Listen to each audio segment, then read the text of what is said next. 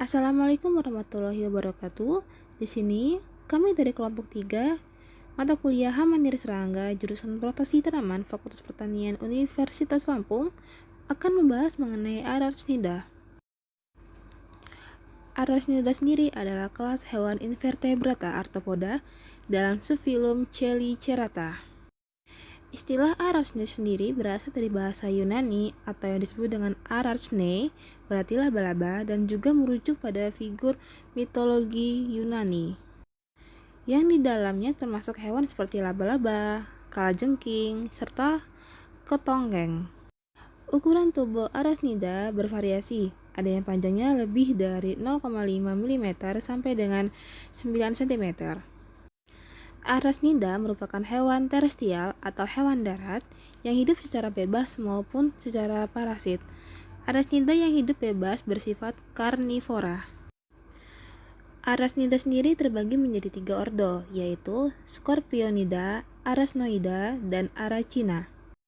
Scorpionida mencakup segala jenis kala. Pedipalpusnya berbentuk seperti capit besar, kaliserinya kecil. Contohnya itu kalajengking dan ketonggeng. Arachnoida mencakup segala jenis laba-laba, seperti laba-laba paling tidak membuat 3 macam benang untuk fungsinya berlainan. Contohnya adalah laba-laba. Arachnida, yaitu tubuhnya tidak terbuku-buku, contohnya seperti tungau dan caplak. Selanjutnya yaitu ciri-ciri Arachnida. Struktur tubuh cephalothorax dan abdomen serta tidak mempunyai antena. Selanjutnya, jumlah matanya bervariasi dan biasanya mempunyai 8 mata sederhana. Bernapas dengan paru-paru buku atau trakea atau dengan kedua-duanya. Pada bagian depan cephalothoraxnya terdapat mulut yang mempunyai 6 pasang alat tambahan, yaitu sepasang pedipalpus untuk memegang cakarnya, sepasang kalisera untuk melumpuhkan musuhnya, dan 4 pasang kaki untuk berjalan. Selanjutnya akan membahas mengenai tungau.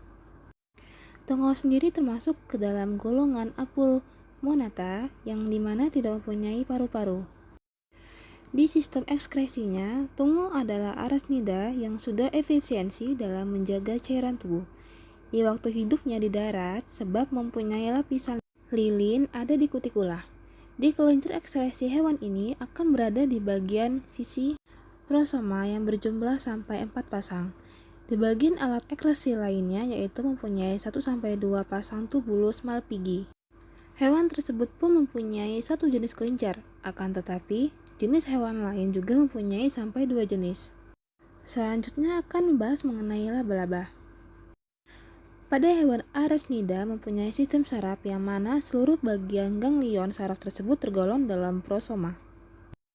Di bagian mesotelea seperti termasuk hewan laba-laba yang tergolong hewan primitif.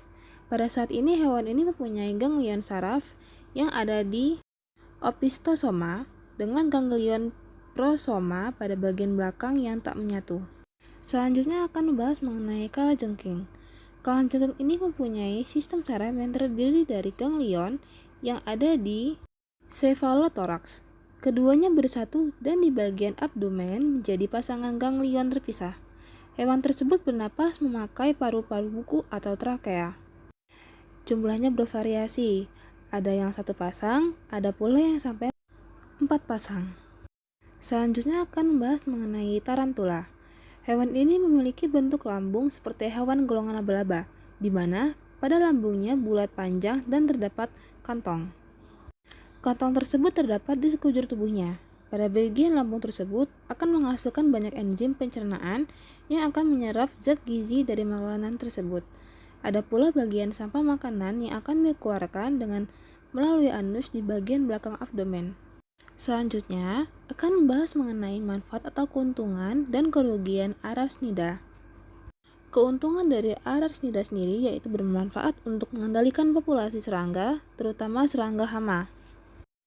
Dan kerugian dari arachnida yaitu sebagai berikut. Yang pertama, sebagai ektoparasit pada hewan-hewan ternak. Yang kedua, sarangnya menyebabkan rumah menjadi kotor. Contohnya, Cercoptes cebei menyebabkan gatal atau kubis pada manusia. Prosaptes equi menyebabkan kubis pada ternak, domba, kelinci, dan kuda. Salah satu pengandalian dari tungau yaitu pertama, menanam varietas tahan, menyemprotkan air beberapa kali agar tungau larut tercuci bersama air, menanam seawal mungkin pada musim penghujan, pengandalian secara kimiawi dengan insektisida, dan pengandalian secara biologi. Selanjutnya yaitu pengandalian laba-laba. Pengandalian laba-laba atau spider control berhubungan dengan upaya untuk mengurangi faktor pendukung keberadaannya, berupa kondisi yang kondusif bagi tempat resting dan perkembangbiakannya. Di antaranya berbagai ortopoda yang menginvasi rumah sebagai hama pengganggu adalah laba-laba. Baik, sekian dari penjabaran mengenai Arachnida. Jika ada kesalahan saya mohon maaf. Wassalamualaikum warahmatullahi wabarakatuh.